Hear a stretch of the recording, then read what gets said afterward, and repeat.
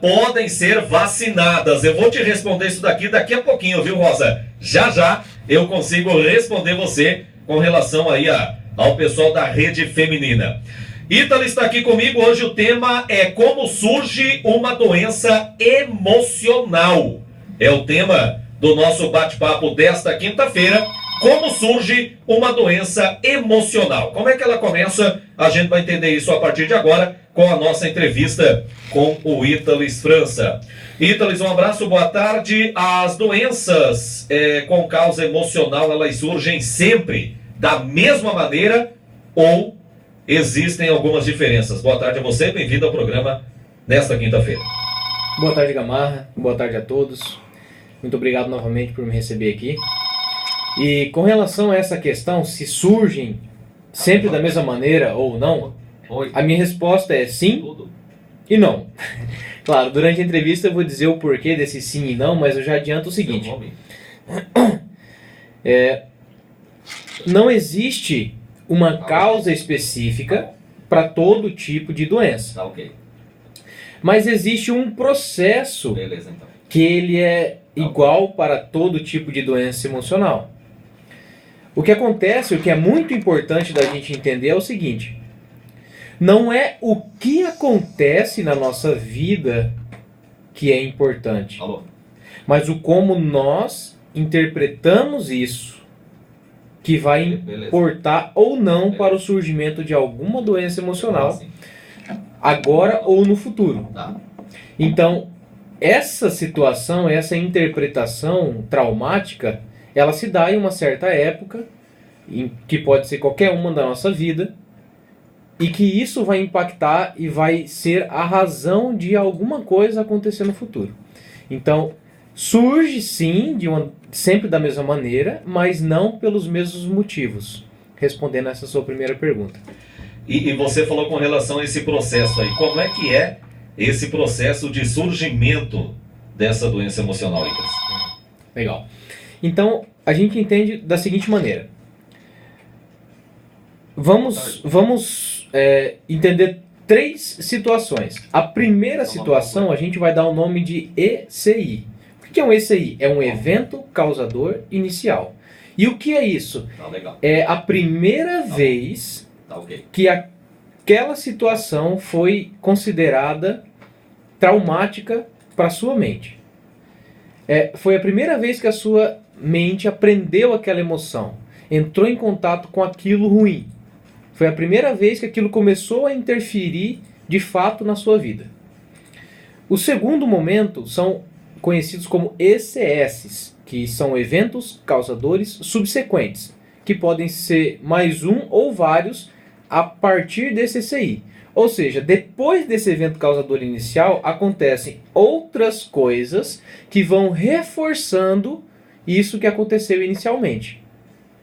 E o terceiro momento é o ECF, que é o evento causador final, que é quando a doença surge, que é quando o estresse aponta, quando a depressão acontece, quando a fobia surge.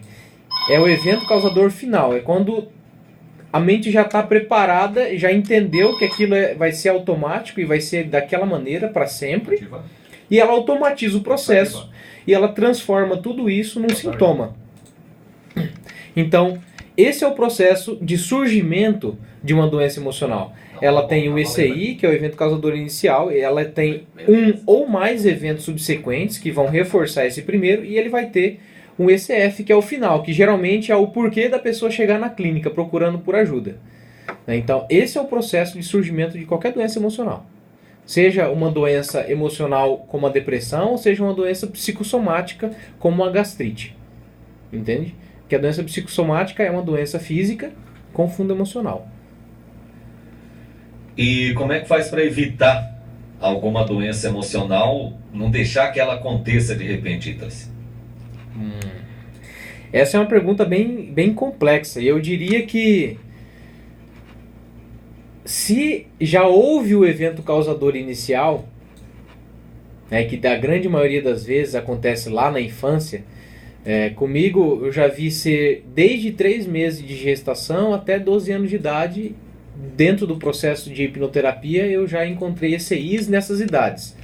né? Claro, 6 meses de idade, 2 anos, 3, isso é muito recorrente, que os eventos causadores iniciais sejam em idades muito tenras, né? Muito novos, nós vivenciamos situações e interpretamos como traumáticas.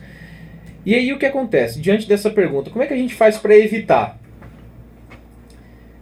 A gente considera, como eu disse no começo, que o importante não é a situação, mas o como eu interpreto, como eu vivencio aquela situação. Então, quanto mais hoje, enquanto eu estou vivendo a situação no tempo real, eu conseguir elaborar ela, menor a minha chance de ter uma doença emocional por causa disso. Porque eu vou considerar que o ECI já aconteceu, porque, infelizmente, por mais que os pais tentem evitar que os filhos se traumatizem em algum momento da vida, não vou deixar sozinho, eu vou dar sempre atenção, não vai ter jeito. Alguma hora haverá uma interpretação traumática ruim de alguma situação, mesmo sem a gente querer.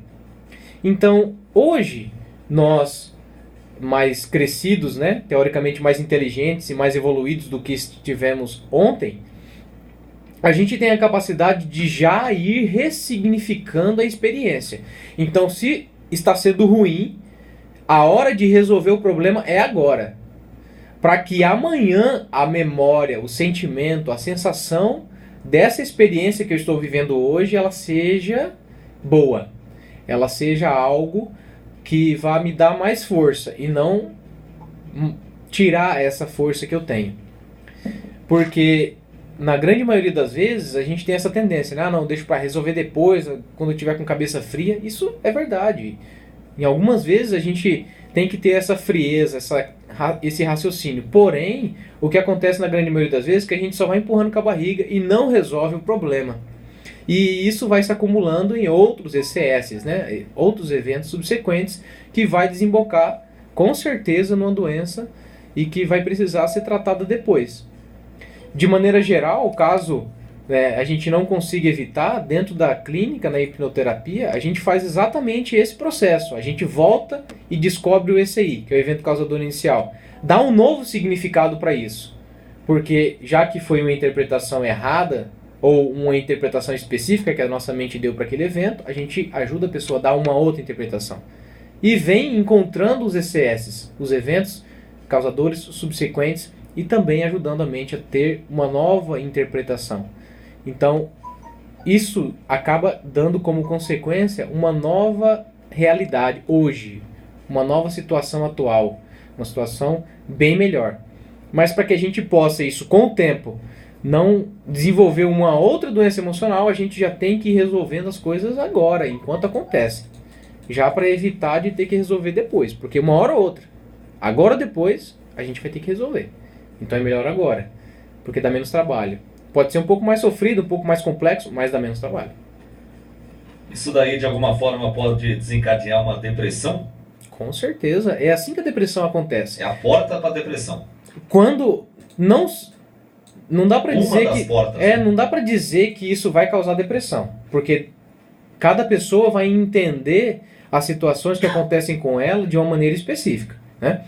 Mas quando a pessoa chega e fala, eu estou com depressão, não aconteceu do nada. E não foi ali naquele momento em que a depressão surgiu de fato. Ela foi só a última gota que fez com que o copo transbordasse. A depressão, o surgimento da depressão é o ECF, é o evento causador final.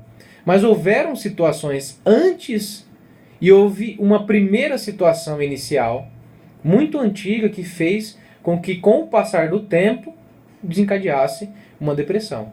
Né? Mas pode ser depressão, pode ser fobia, pode ser um estresse, pode ser uma dificuldade de controlar a raiva, pode ser ciúme excessivo, pode ser insônia, pode ser alergia, pode ser asma, pode ser qualquer coisa.